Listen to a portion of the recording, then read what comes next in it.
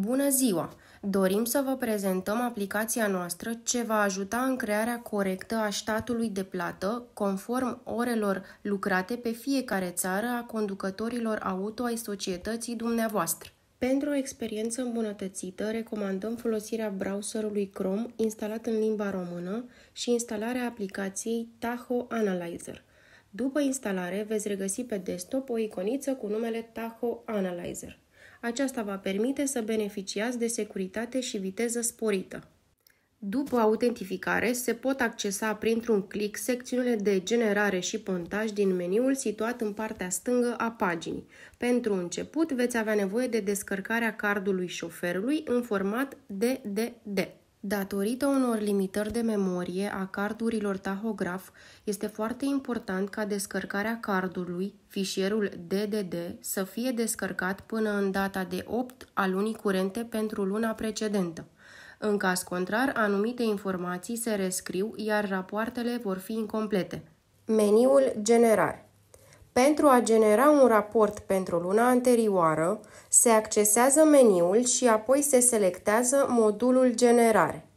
În secțiunea de încărcare fișier, se selectează intervalul pentru care fișierul DDD este valabil și se selectează fișierul apăsând butonul Încarcă fișier DDD sau trăgând fișierul peste buton. După încărcare, veți observa un grafic cu activitățile șoferului în prima zi a intervalului de timp selectat. Activitățile sunt reprezentate de cele 4 culori, vizibile în legenda graficului, iar sub activități se poate observa țara în care s-a desfășurat activitatea. Selectând o activitate, veți obține informații suplimentare cum ar fi tipul, țara, ora de început, ora de sfârșit și durata acesteia.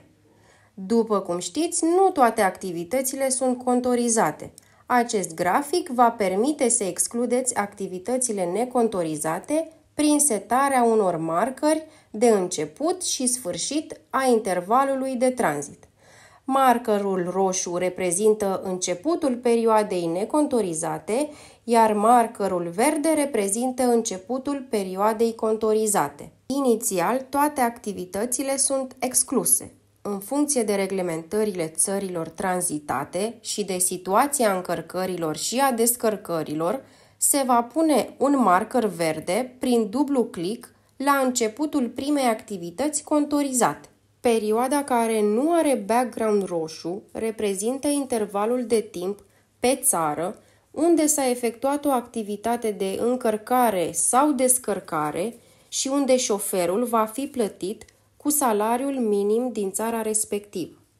Intervalele excluse reprezintă activități necontorizate, unde șoferul doar a tranzitat sau țara este exclusă, non-UE. După ce au fost excluse toate activitățile necontorizate din această zi, se poate trece la ziua următoare prin apăsarea butonului Înainte sau selectarea datei dorite din calendarul aflat între butoane.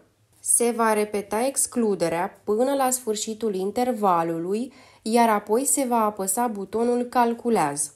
Datele generate se regăsesc în cele 3 tabele afișate sub grafic după cum urmează. Totaluri pe zile reprezintă toate activitățile contorizate însumate pe fiecare zi. Totaluri noapte reprezintă activități de condus și alte activități desfășurate în intervalul orar 22-6, însumând mai mult de 4 ore. Aceste activități se calculează în funcție de fusul orar al țării pe care au fost efectuate. În concordanță cu reglementările naționale, activitățile necontorizate, însumând mai mult de 4 ore lucrate pe noapte, se vor contoriza și plăti cu sporul de noapte în România. Totaluri pe țări reprezintă activitățile contorizate, însumate pe fiecare țară în parte. Totalurile activităților contorizate din perioada selectată sunt vizibile în partea de jos a ferestrei. Totodată, după apăsarea butonului Calculează, se va introduce automat în sistem șoferul al cărui card a fost analizat. În cazul în care șoferul există deja în sistem sau pentru a putea vizualiza toate fișierele încărcate aferente șoferului, selectându-l, se pot revedea toate rapoartele generate de-a lungul timpului pentru acest șofer și, în caz de nevoie, se pot modifica markerii în cazul în care au fost introduși greșit. Meniul Pontaj. După generarea unui raport, se poate accesa modulul Pontaj, unde veți regăsi lista șoferilor existenți în sistem. Se vor selecta unul sau mai mulți șoferi pentru care se dorește generarea pontajului. Se vor seta opțiunile pontajului selectând luna dorită, fusul orar, tipul activităților care doriți să fie incluse în pontaj, condus, alte activități sau ambele. Se schimbă la nevoie intervalul de noapte și în cazul în care doriți ca zilele fără activitate să aibă un anumit simbol, se poate defini în câmpuri goale. Se va apăsa butonul Generare, iar pontajul va fi descărcat automat în format PDF.